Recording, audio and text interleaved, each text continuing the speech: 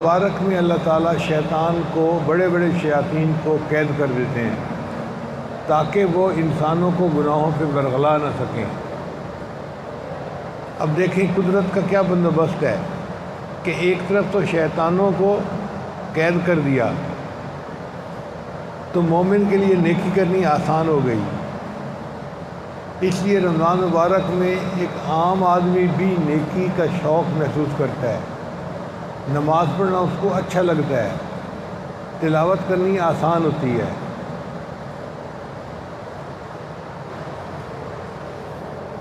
پھر اللہ تعالیٰ نے یہ بھی اپنے حبیب صلی اللہ علیہ وسلم کے ذریعے فرما دیا کہ رمضان مبارک کی ہر رات کو میں لاکھوں جہنمی جہنم سے بری کروں گا تاکہ ایمان والوں کو اور زیادہ ترغیب ہو کہ وہ دعائیں مانگیں اور رجوع الی اللہ کریں۔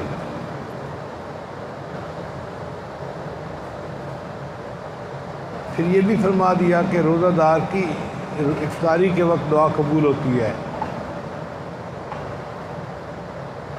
تو تمام وہ معاملات اللہ نے پورے کر دیے جن سے کہ بندے کے اندر ایک شوق پیدا ہوتا ہے کہ میں اپنے گناہوں کو بخشواؤں اور اللہ سے اس کی نعمتیں زیادہ سے زیادہ مانگوں۔ پورا رمضان یہی نقشہ چلتا رہتا ہے، حتیٰ کہ جب 27 رمضان کی رات آتی ہے تو اللہ تعالیٰ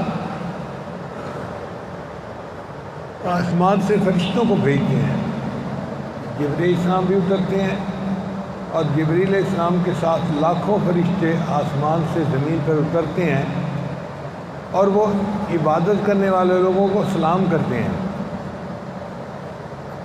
اب فرشتے اپنی مرضی سے تو زمین پہ نہیں آتے، اللہ بھیجتے ہیں ان کو۔ اور اللہ کیوں بھیجتے ہیں؟ اللہ یہ چاہتے ہیں کہ انہوں نے اعتراض کیا تھا کہ یہ اولاد آدم تو فساد بچائے گی، خون بہائے گی، یہ آئیں اور دیکھیں کہ میرے بندے کس طرح میری یاد میں لگے ہوئے ہیں۔ چنانچہ حدیث پاک میں آتا ہے کہ فرشتے آ کر عبادت کرنے والوں کو سلام کرتے ہیں۔ اور سلام کا پتہ ہمیں کیسے چلتا ہے کہ یکدم طبیعت کے اوپر نہ رجوع الی اللہ کی کیفیت ہوتی ہے، ایک رقت طاری ہو جاتی ہے، ایک اللہ کی طرف دھیان آ جاتا ہے۔ وہ کیفیت ہوتی ہے کہ کوئی فرشتہ سلام کر رہا ہوتا ہے۔ اب فرشتے جب آ کے سب کو سلام کرتے ہیں تو وہ ان کو عبادت کرتے اپنی آنکھوں سے دیکھتے ہیں، کوئی تلاوت کر رہا ہے، کوئی نفل پڑھ رہا ہے، کوئی دعائیں مانگ رہا ہے، کوئی بیٹھا دین کی بات کر رہا ہے، کوئی دین کی بات سن رہا ہے۔ تو یہ سارا نقشہ وہ اپنی آنکھوں سے دیکھتے ہیں، اس کے وہ گواہ بن جاتے ہیں۔ حدیث مبارکہ میں آتا ہے کہ یہ فرشتے پھر واپس آسمانوں پہ جاتے ہیں، تو جو فرشتے آسمانوں پہ رہ گئے تھے وہ ان سے پوچھتے ہیں سناؤ بھائی کہاں گئے تھے؟ تو یہ فرشتے ان کو پوری کی پوری کارگزاری سناتے ہیں، حتیٰ کہ بندے کا نام لے کر بتاتے ہیں میں نے فلاں بندے کو دیکھا دعا مانگتے ہوئے بڑا رو رہا تھا، میں نے فلاں بندے کو دیکھا لمبے سجدے کر رہا تھا، فلاں بندہ تلاوت کر رہا تھا، فلاں بندہ یہ کر رہا تھا، ذکر کر رہا تھا، صلاۃ التسبیح پڑھ رہا تھا۔ وہ اپنی کارگزاری سناتے ہیں۔ تو کارگزاری سن کر جو آسمانوں کے فرشتے ہیں وہ بھی یہ تصدیق کرتے ہیں کہ واقعی اللہ نے جس کو اپنا خلیفہ بنایا وہ دنیا کے اندر نیکی کر رہا ہے اور اللہ کے سامنے گناہوں پہ آنسو بہا رہا ہے۔ تو اللہ تعالیٰ کی بات سچ ثابت ہو جاتی ہے کہ میں نے آدم علیہ السلام کو زمین میں اپنا خلیفہ بنایا۔ اس کو کہتے ہیں فرشتوں کو دکھانا تھا بشر ایسے بھی ہوتے ہیں۔ اللہ نے فرشتوں کو دکھانا تھا کہ دیکھو میرے فرشتوں تم تو عبادت کرتے ہی ہو مگر تمہارے اندر نفس نہیں ہے اور تمہارے پیچھے شیطان بھی نہیں لگا ہوا۔ یہ میرے وہ بندے ہیں جن کے پاس دو دشمن ہیں، ایک بیرونی دشمن جو شیطان ہے اور ایک اندرونی دشمن جو ان کا نفس ہے۔ ان دونوں دشمنوں کے باوجود یہ میری جو عبادت کر رہے ہیں اس کا مطلب یہ کہ یہ صحیح مجھ سے محبت کرنے والے میرے بندے ہیں۔ چنانچہ رمضان مبارک میں اللہ تعالیٰ اتنے خوش ہوتے ہیں، ہر رات جہنمی جہنم سے بری کیے جاتے ہیں۔ پھر جب رمضان مبارک کی آخری رات ہوتی ہے، حدیث مبارکہ میں ہے پہلی رمضان سے لے کر اس رات تک جتنے ٹوٹل جہنمی جہنم سے بری ہوئے تھے، آخری رات میں اتنے جہنمی اور جہنم سے بری کر دیے جاتے ہیں۔ تو گویا کروڑوں لوگ جہنم سے بری کر دیے جاتے ہیں۔ پھر یہی نہیں کہ بھئی رمضان ختم ہو گیا تو اب مغفرت ختم ہو گئی، یہ مغفرت کا سلسلہ چلتا رہتا ہے۔ رمضان کے بعد کی جو رات ہے اس کو کہتے ہیں لیلۃ الجائزہ۔ عورتیں اس کو چاند رات کہتی ہیں، ہم اس کو عید کی رات کہتے ہیں۔ اس عید کی رات میں جنت کو خوشبوؤں کی دھونی دی جاتی ہے، سجایا جاتا ہے، حتیٰ کہ جنتی مخلوق پوچھتی ہے، حوریں پوچھتی ہیں یہ کون مہمان ہے کہ جس کی خاطر جنت کو اتنا سجایا جا رہا ہے؟ تو فرشتے انہیں بتاتے ہیں کہ میرے اللہ کے جو آخری یعنی پیغمبر تھے، نبی علیہ السلام، اللہ کے محبوب، ان کی امت نے روزے رکھے اور ان روزوں پہ اللہ نے ان کو اجر عطا کیا، اور ان کے اجر کے بدلے میں تمہیں سجایا جا رہا ہے تاکہ وہ آئیں اور تم سے لطف اندوز ہو جائیں۔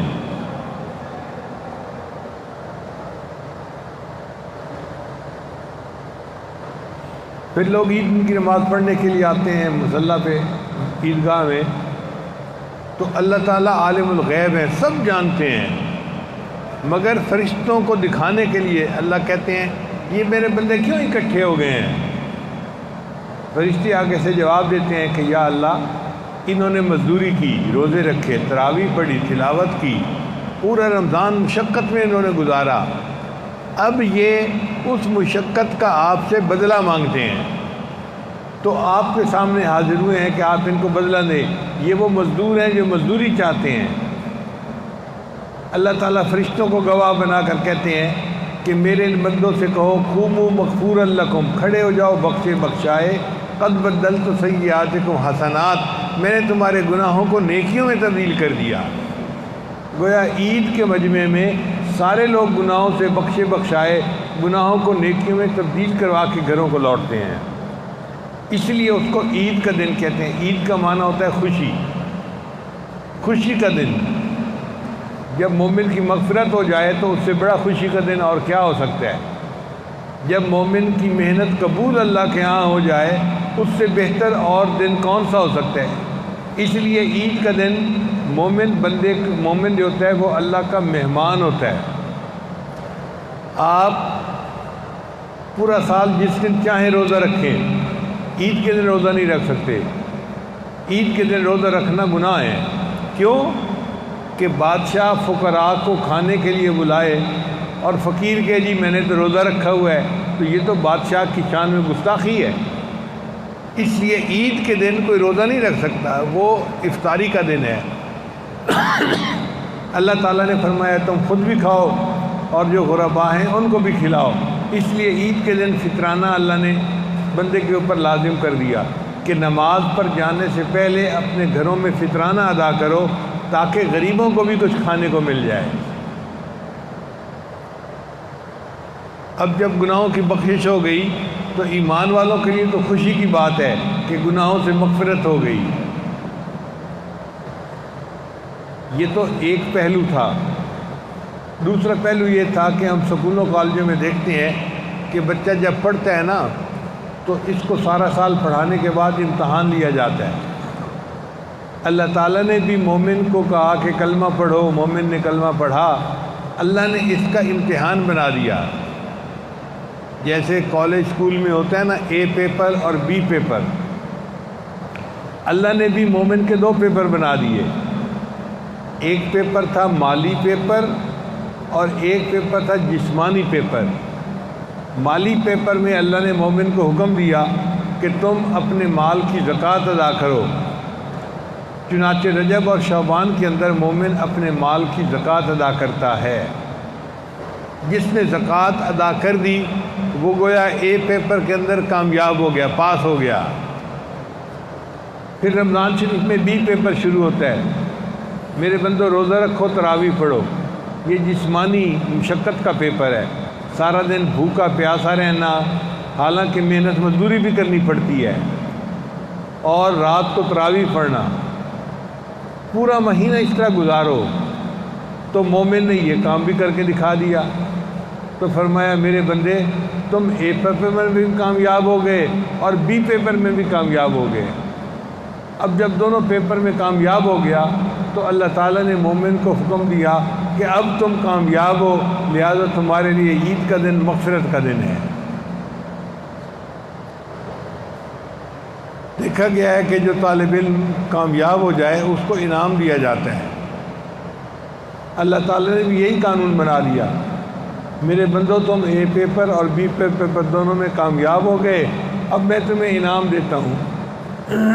اس لیے کہا جاتا ہے کہ رمضان مبارک کام کا مہینہ ہے اور ذی الحجہ انعام کا مہینہ ہے۔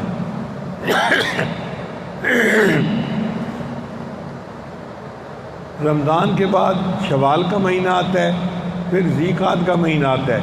یہ 2 مہینے درمیان میں اللہ نے وقفہ دے دیا، کیونکہ جن لوگوں نے حج کے لیے جانا تھا وہ ایک دن میں فاصلہ نہیں طے کر سکتے۔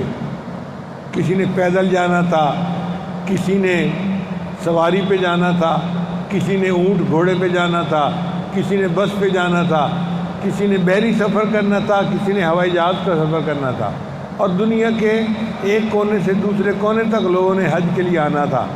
تو ٹریولنگ میں ٹائم چاہیے ہوتا ہے، اس لیے اللہ نے درمیان میں 2 مہینے تیاری کے لیے دے دیے کہ میرے بندو تم اے پیپر بی پیپر میں کامیاب تو ہو گئے ہو، اب تم تیاری کرو اور میرے گھر کی طرف آؤ۔ اللہ آپ کے گھر کی طرف کیوں آئے؟ اللہ فرماتے ہیں اس لیے کہ جس کو بھی دنیا میں انعام دیا جاتا ہے گورنمنٹ نے اس کو صدارتی محل میں بلا کر انعام دیا جاتا ہے۔ ہم نے دیکھا ہے کہ جس کو پرائیڈ آف پرفارمنس ملتا ہے نا کہ اس نے بڑا اچھا کام کیا، اس کو صدر اپنے محل میں بلاتا ہے اور وہاں پہ انعام دیتا ہے۔ تو اللہ نے بھی فرمایا کہ میرے بندو میرا ایک گھر ہے جو دنیا میں میرا محل ہے، اگر تم انعام لینا چاہتے ہو تو آؤ میرے گھر کی طرف، تم گورے ہو کالے ہو عربی ہو اجمی ہو جہاں بھی رہتے ہو، آؤ میرے گھر کی طرف، میں تمہیں انعام سے نوازوں گا۔ چنانچہ شوال اور ذی القعدہ میں لوگ تیاری کر کے حج کے لیے روانہ ہوتے ہیں۔ حج پہ جانے کا اصل مقصد اللہ تعالیٰ کی نعمتوں سے اپنے دامن کو بھرنا ہوتا ہے۔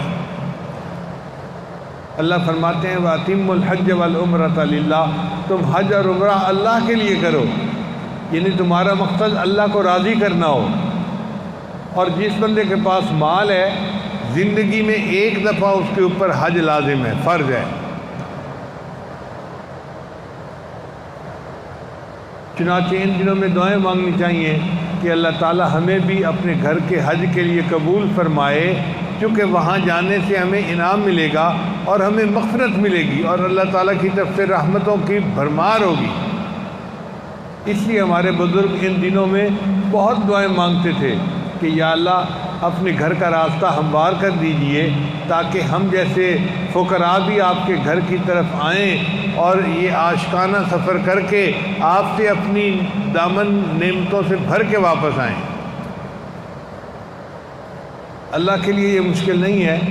حج کا تعلق مال سے نہیں ہے، حج کا تعلق اعمال کے ساتھ ہے۔ ہم نے ایسے لوگ دیکھے ہیں جن کے پاس اتنا مال کہ اگر وہ ذاتی جہاز پہ روزانہ چاہیں تو سعودی عرب جا کے واپس آ سکتے ہیں روزانہ، اتنا مال اللہ نے دیا ہے، اور ان کو زندگی میں ایک دفعہ بھی حج نصیب نہیں ہوتی۔ اور کچھ ایسے لوگ جو غریب ہوتے ہیں، کھانے کو بھی گھر میں کچھ نہیں ہوتا، برتن بھی پورے نہیں ہوتے، اور وہ کہیں نہ کہیں سے اپنے پیسے بچا کے یا ان کو جمع کر کے وہ حج کے چلے جاتے ہیں۔ اللہ نے ان کے لیے حج کا راستہ آسان کر دیا ہوتا ہے۔ چنانچہ حج کا تعلق مال سے نہیں، حج کا تعلق اعمال کے ساتھ ہے۔ اب ہو سکتا ہے کسی کی دعا لگ گئی ہو، ماں نے دعا دی قبول ہو گئی، باپ نے دعا دی قبول ہو گئی، ہم نے کسی غریب کو کوئی مدد کی، اس نے دعا دے دی، اللہ کے ہاں قبول ہو گئی، یا ہم نے کسی بچے کے سر پر شفقت کا ہاتھ رکھا اور بچے کے دل سے دعا نکلی اور اللہ کے ہاں قبول ہو گئی اور اللہ نے ہمارے لیے اپنے گھر کے راستے کے دروازے کھول دیے۔ کوئی نہیں جانتا یہ فیصلہ کب ہوا، اللہ نے کیسے کیا، لیکن اللہ یہ فیصلے فرما دیتے ہیں اور ہر سال لاکھوں لوگ پوری دنیا سے سفر کر کے جاتے ہیں اور اللہ کے گھر کا دیدار کر کے واپس آتے ہیں۔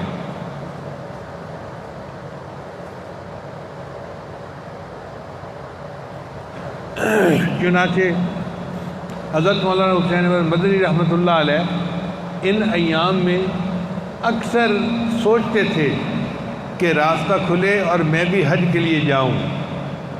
کبھی کبھی فرمایا کرتے تھے معلوم نہیں عشاق کیا کر رہے ہوں گے، یعنی جو لوگ احرام باندھ کے حج کے لیے چل پڑے، پتہ نہیں کوئی طواف کر رہا ہوگا، کوئی حجر اسود کو بوسہ دے رہا ہوگا، کوئی غلاف کعبہ کو پکڑ کے دعائیں مانگ رہا ہوگا، کوئی اپنے اللہ کے سامنے بیٹھ کے جو ہے نا ذکر کر رہا ہوگا، معلوم نہیں عشاق کیا کر رہے ہوں گے۔ تو پوری دنیا سے اللہ کے چاہنے والے، عشق اللہ سے کرنے والے یہ اکٹھے ہوتے ہیں مکہ مکرمہ میں، اور ذی الحجہ کے اندر جا کر یہ سارا مجمع مکمل ہو جاتا ہے۔ اجازت ہو تو آ کر میں بھی شامل ان میں ہو جاؤں، اجازت ہو تو آ کر میں بھی شامل ان میں ہو جاؤں، سنا ہے کل تیرے در پر ہجوم عاشقاں ہوگا۔ اے اللہ آپ کے در پر ہجوم عاشقاں ہوگا، اجازت ہو تو ہم بھی اس میں شامل ہو جائیں۔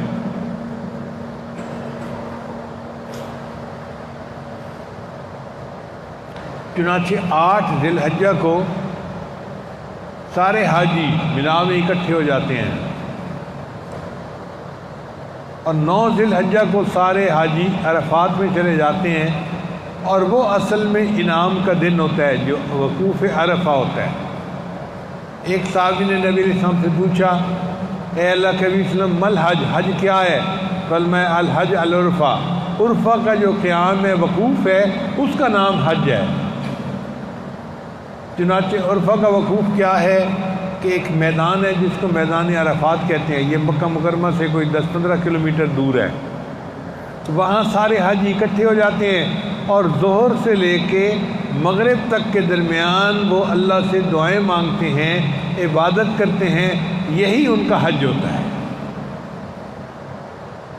اگر حج 2 رکعت نماز پڑھنے کا نام ہوتا تو ہم تو مصیبت میں پڑ جاتے، ادھر جماعت ہو جاتی اور کئی ہم جیسے بوڑھے وضو کرتے پھر رہے ہوتے۔ عورت لاکھوں روپیہ کر کے حج کے لیے جاتی اور جس دن وہ حج کی نماز ہونی ہوتی اس کے ایام ہوتے اور وہ حج کی نماز پڑھ ہی نہ سکتی، حج سے محروم ہو جاتی۔ اللہ نے فرمایا نہیں، 2 رکعت نفل کا نام حج نہیں ہے، صرف ایک میدان میں احرام باندھ کے پہنچ جاؤ گے تو تمہارا گویا وقوف عرفہ مکمل ہو جائے گا، تمہارا حج مکمل ہو گیا۔ حتیٰ کہ اگر کوئی بے ہوش آدمی بھی پہنچ جائے تو اس کا بھی وقوف عرفہ ہو جاتا ہے، کوئی سویا ہوا آدمی پہنچ جائے اس کا بھی ہو جاتا ہے۔ اللہ نے صحت مندوں کا بھی خیال رکھا، بیماروں کا بھی خیال رکھا، اور اس دن اللہ تعالیٰ اتنے خوش ہوتے ہیں، اتنے خوش ہوتے ہیں کہ شیطان ذلیل و خوار ہوتا ہے۔ نبی علیہ السلام نے فرمایا میں نے یا تو میدان بدر میں شیطان کو ذلیل و خوار ہوتے دیکھا تھا یا پھر میدان عرفہ میں شیطان کو ذلیل و خوار ہوتے دیکھا۔ اپنے سر پہ مٹی ڈالتا ہے اور کہتا ہے کہ میں نے اتنی مشکل سے ان سے گناہ کروائے تھے اور یہ لوگ یہاں پہنچ گئے اور اللہ نے ان کے سب گناہوں کو معاف کر دیا، میری ساری محنت پہ پانی پھر گیا۔ اللہ کرے کہ ہم بھی وہاں پہنچیں اور ہم بھی شیطان کو اسی طرح سر میں مٹی ڈالنے پہ مجبور کریں۔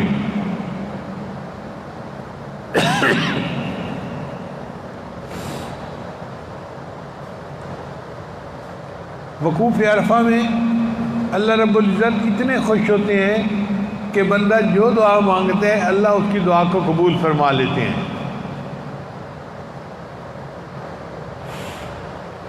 اسی حدیث پاک میں آتا ہے کہ جو بندہ وقوف عرفہ کرے اور پھر کہے کہ میری بخشش نہیں ہوئی، اللہ اس سے ناراض ہوتے ہیں۔ اس کی مثال یوں سمجھیے کہ اگر کوئی فقیر کسی سخی کے دروازے پر آئے اور پھر کہے جی کہ مجھے تو وہاں سے کچھ نہ ملا، تو سخی ناراض ہوگا، اور تو ہے کون کہنے والا کچھ نہ ملا، میرے دروازے تو ہزاروں لاکھوں آ کے دامن بھر کے جاتے ہیں، تو کیسے خالی چلا گیا؟ تو جو بندہ میدان عرفہ میں جا کے بھی کہے کہ میری مغفرت نہ ہوئی، اللہ تعالیٰ اس سے ناراض ہوتے ہیں۔ تو اس کے لیے دعائیں بھی مانگنی چاہیے اور تیاری بھی کرنی چاہیے۔ اللہ رب العزت ہمارے لیے اپنے گھر کا راستہ آسان فرما دے، اور ہمیں اللہ تعالیٰ اپنے عشق و محبت میں یہ عاشقانہ سفر کرنے کی توفیق عطا فرمائے۔ آج کل کے حالات کی وجہ سے مشکل ہو گیا ہے سفر کا کرنا، تو دعاؤں کی زیادہ ضرورت ہے۔ پہلے اگر کم ضرورت ہوتی تھی تو آج زیادہ ضرورت ہے۔ پہلے اگر ایک چھٹانگ محنت کی ضرورت تھی تو آج ایک من محنت کرنے کی ضرورت ہے۔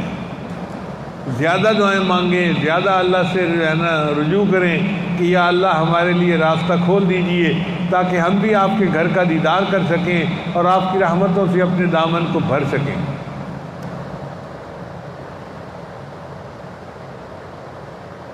شریعت کا حسن دیکھیے، حاجی جب حج پہ جانے لگتا ہے تو شریعت حکم دیتی ہے کہ تم اپنے رشتہ داروں سے اپنے حقوق معاف کروا کے پھر نکلو۔ چنانچہ حاجی کو چاہیے کہ وہ اپنے دوستوں کو، رشتہ داروں کو ملے اور سب سے اپنے حقوق بخشوا کے جائے، جو دینا دلانا ہے وہ دے دلا کے جائے، تاکہ اس کے اوپر کوئی حقوق العباد نہ ہو۔ تو جانے سے پہلے حاجی کو کہا تم لوگوں کو ملو اور اپنا معاملہ طے کر کے جاؤ ان کے ساتھ۔ لیکن جب حج کر کے یہ واپس لوٹتا ہے، اب شریعت کا حکم یہ ہے کہ حاجی آ رہا ہے، اے لوگو تم اس کا استقبال کرو، یہ اللہ کی رحمتوں سے دامن بھر کے آ رہا ہے، یہ تمہارے لیے ہاتھ اٹھا دے گا، اس کی دعائیں قبول ہوں گی، تمہیں بھی اس کے سفر میں سے حصہ مل جائے گا۔ تو جب آتا ہے تو پھر لوگوں کو کہا کہ تم استقبال کرو۔ اتنی تو نعمتیں لے کے آتا ہے نا کہ اللہ تعالیٰ اس حاجی کا استقبال کروا رہے ہوتے ہیں۔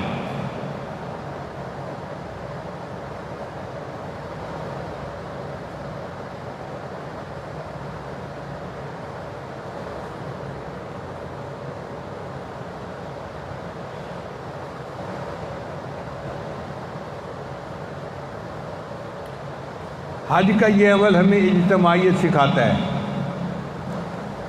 ساری دنیا کے مسلمان ایک جگہ پر جمع ہوتے ہیں، اس میں عربی، اجمی، گورے، کالے سب اکٹھے ہوتے ہیں، اور سب کا لباس بھی ایک جیسا ہوتا ہے، احرام کے لباس میں ہوتے ہیں۔ کوئی امیر ہے یا غریب ہے، وقت کا بادشاہ ہے یا فقیر ہے، جو بھی ہے سب نے احرام باندھا ہوا ہوگا، ایک جیسے حال میں ہوں گے اور اللہ کے گھر میں اکٹھے ہوں گے۔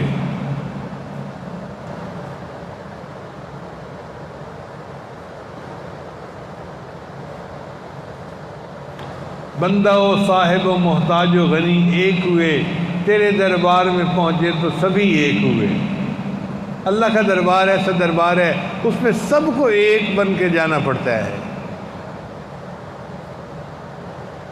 چنانچہ حج جو ہے وہ ہمیں اجتماعیت سکھاتا ہے۔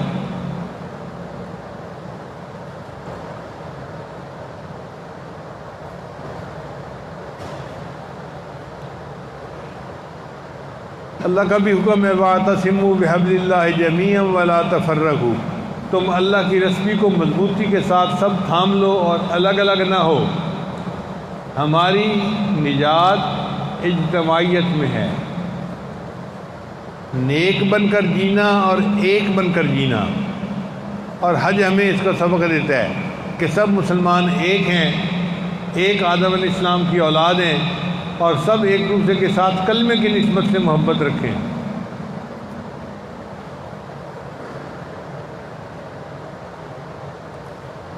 آپ دیکھیے کہ نماز بھی ہمیں اجتماعیت سکھاتی ہے، مگر نماز کی اجتماعیت کیا ہے کہ 5 مرتبہ تو محلے کی مسجد میں سب مسلمان اکٹھے ہوتے ہیں روزانہ، پھر ہفتے کے بعد جمعہ کے دن جامع مسجد میں اکٹھے ہوتے ہیں سب، پھر سال میں عید کے موقع پر عیدگاہ میں اکٹھے ہوتے ہیں۔ تو یہ ساری اجتماعیت شہری سطح پر ہو سکتی ہے، اس سے زیادہ نہیں ہو سکتی، لیکن حج کی اجتماعیت اس سے بھی بڑی اجتماعیت ہے۔ حج میں کوئی شہری سطح پہ لوگ اکٹھے نہیں ہوتے، ملکی سطح پہ بھی اکٹھے نہیں ہوتے، عالمی سطح پہ اکٹھے ہوتے ہیں۔ پوری دنیا کے مسلمان ایک جگہ پر جمع ہیں، ایسا اجتماع اور کسی جگہ پر نہیں ہوتا۔ چنانچہ یہ اللہ تعالیٰ نے ایک نمونہ دکھا دیا کہ دیکھو میرے کلمہ پڑھنے والے بندوں، تم سب ایک ہو، ایک آدم علیہ السلام کی اولاد ہو، اماں حوا کی اولاد ہو، اور تو سب آپس میں بھائی بہن بن، کونوا عباد اللہ اخوانا، اے اللہ کے بندو بھائی بھائی بن کے زندگی گزارو۔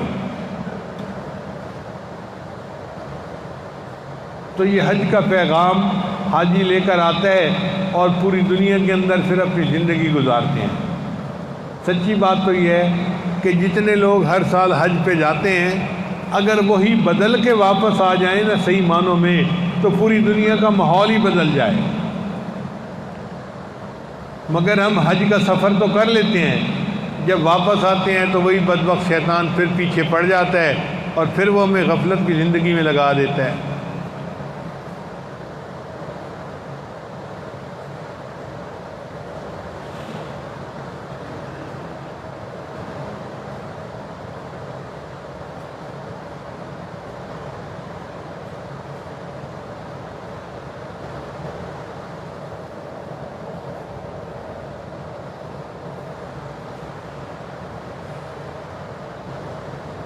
چند سال پہلے سعودی اخبار کے اندر ایک خبر ہوئی، ایک یمن کا آدمی تھا، اس نے لکھا کہ جی میری عمر اس وقت 90 سال ہے،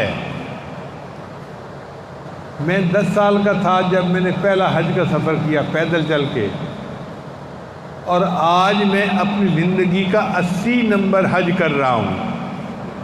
80 حج کیے اس نے زندگی میں، اور سارے پیدل چل کے کیے۔ وہ یمن سے سعودی عرب پیدل آتا تھا۔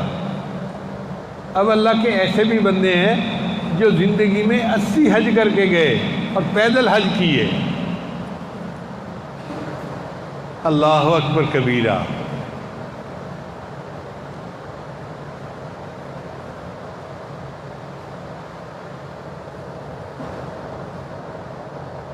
ہم تو مائل بکرم ہیں کوئی سائل ہی نہیں، ہم تو مائل بکرم ہیں کوئی سائل ہی نہیں، راہ دکھلائیں کسے راہ رو منزل ہی نہیں۔ ہم ہی کمزور نکلے کہ مانگتے نہیں ہیں اللہ سے، ورنہ دینے والی ذات تو بہت بڑی ہے۔ لہذا ہم دعا کرتے ہیں کہ اللہ تعالیٰ ہمارے لیے اپنے گھر کے راستے کو آسان فرمائے، ہمیں اپنی زندگی میں بار بار حج کی توفیق عطا فرمائے، اور اپنے مقبول بندوں میں اللہ ہمیں بھی شامل فرمائے۔ وآخر دعوانا ان الحمد للہ رب العالمین۔ 2 نکاح پڑھائے جائیں گے، آپ ذرا تشریف رکھیے۔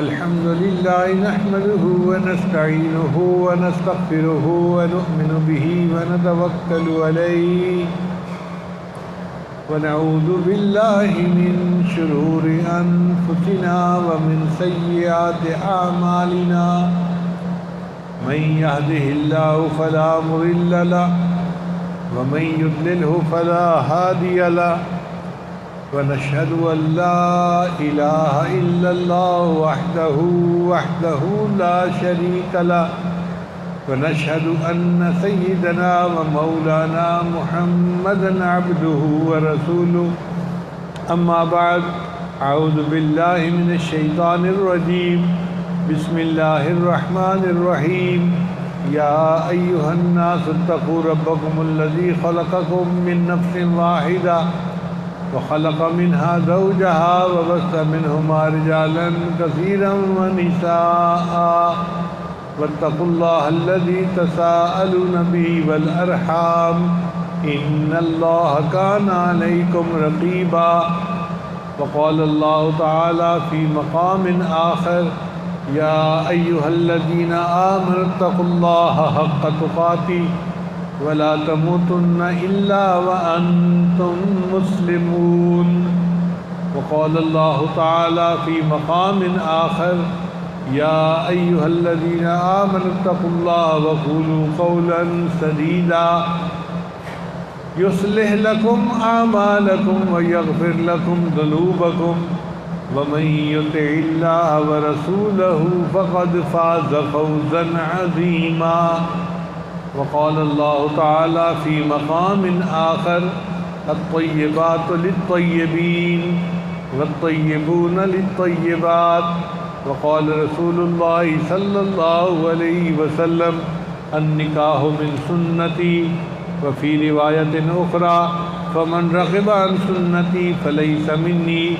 سبحان ربك رب العزة عما يصفون وسلام على المرسلين والحمد لله رب العالمين. اللهم صل على سيدنا ومولانا محمد وعلى آل سيدنا ومولانا محمد وبارك وسلم.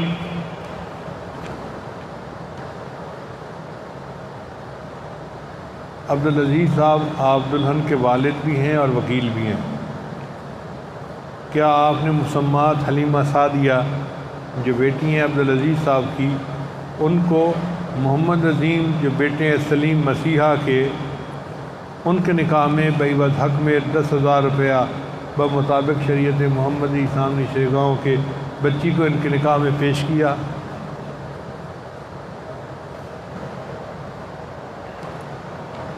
محمد عظیم صاحب، کیا آپ نے مسمات حلیمہ سعدیہ جو بیٹی ہیں عبدالعزیز صاحب کی، ان کو اپنے نکاح میں بعوض حق میں 10,000 روپیہ نقد ادا کرنا ہوگا بمطابق شریعت محمدی سامنے شرعی گواہوں کے؟ آپ نے بچی کو اپنے نکاح میں قبول کیا؟ ماشاءاللہ. دوبارہ پوچھتا ہوں، محمد عظیم صاحب، کیا آپ نے مسمات حلیمہ سعدیہ کو جو بیٹی ہیں عبدالعزیز صاحب کی اپنے نکاح میں بعوض حق میں 10,000 روپیہ بمطابق شریعت محمدی سامنے شرعی گواہوں کے بچی کو اپنے نکاح میں قبول کیا؟ بارک اللہ لک و بارک علیک و جمع بینکما فی خیر.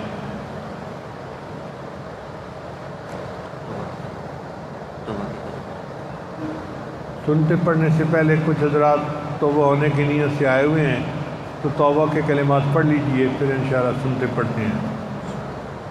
سچے دل کے ساتھ یہ کلمات پڑھتے جائیے. بسم اللہ الرحمن الرحیم. لا الہ الا اللہ محمد الرسول اللہ. آمنت باللہ و ملائکتہ و کتبہ و رسلہ والیوم الآخر والقدر خیرہ و شرہ من اللہ تعالی والبعث بعد الموت. آمنت باللہ کما ہوا باسمائہ و صفاتہ وقبلت جمیع احکامہ اقرار باللسان و تصدیق بالقلب. اشہد ان لا الہ الا اللہ و اشہد ان محمدا عبدہ و رسولہ. استغفر اللہ ربی من کل ذنب و اتوب الیہ برحمتک یا ارحم الراحمین. ان کلمات کو پڑھنے سے ہم توبہ طائب ہو چکے ہیں. چند معمولات ہیں جن کو باقاعدگی سے کریں گے تو دل کو منور اللہ فرما دیں گے. پہلا عمل ہے 100 مرتبہ استغفار صبح و شام پڑھنا. دوسرا ہے 100 مرتبہ درود شریف صبح و شام پڑھنا. تیسرا ہے قرآن مجید کی تلاوت روزانہ کرنا، ایک بار ہو تو بہت اچھی بات ہے۔ چوتھا عمل ہے چلتے پھرتے ہر وقت دل میں اللہ کو یاد کرنا، اور پانچواں عمل ہے مراقبہ 15-20 منٹ صبح، 15-20 منٹ شام کرنا۔ ان اعمال کو کریں گے اللہ کی محبت دل میں بڑھے گی، اللہ تعالیٰ سب کو اپنے مقبول بندوں میں شامل فرمائے۔ جزاکم اللہ خیرا۔